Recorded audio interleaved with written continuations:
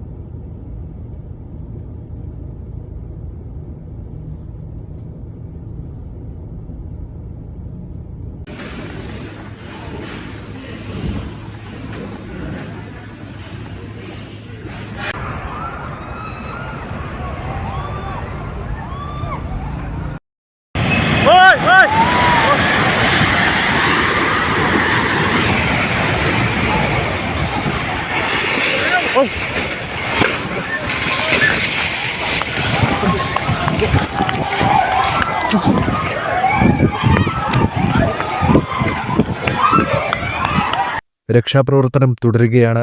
റോഡുകളും പാലങ്ങളും തകർന്നിട്ടുണ്ട്. ഇത് രക്ഷാപ്രവർത്തനത്തെ പ്രതികൂലമായി ബാധിച്ചിട്ടുമുണ്ട്. ഇന്ത്യ ഉൾപ്പെടെയുള്ള രാജ്യങ്ങൾ കൈത്താങ്ങുമായി മ്യാൻമാറിൽ എത്തിയിട്ടുണ്ട്. രക്ഷാപ്രവർത്തനം പുരോഗമിക്കുമ്പോൾ അമ്പരപ്പിക്കുന്ന കാഴ്ചകളാണ് മ്യാൻമാറിൽ നിന്ന് വരുന്നത്. കെട്ടിടാവശിഷ്ടങ്ങൾക്കിടയിൽ കുടുങ്ങിക്കിടക്കുന്നവരെ രക്ഷപ്പെടുത്താനുള്ള ശ്രമത്തിലാണ് രക്ഷാപ്രവർത്തകർ.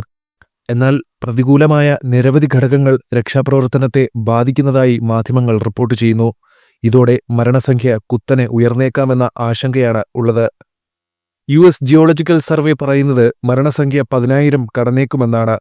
എന്തായാലും ലോകം കണ്ട ഏറ്റവും വലിയ ദുരന്തങ്ങളിലൊന്നായി ഇത് മാറുകയാണ്.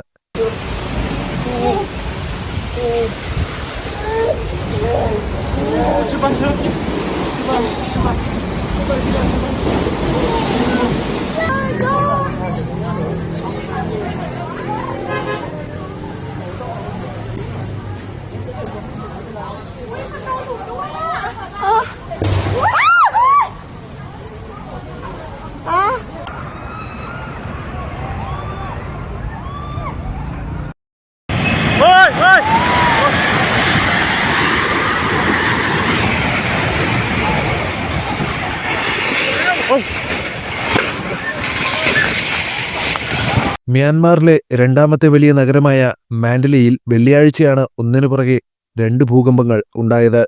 ഹൃദയഭേദകമായ ദൃശ്യങ്ങളാണ് ദുരന്തബാധിത മേഖലയിൽ നിന്ന് പുറത്തുവരുന്നത്.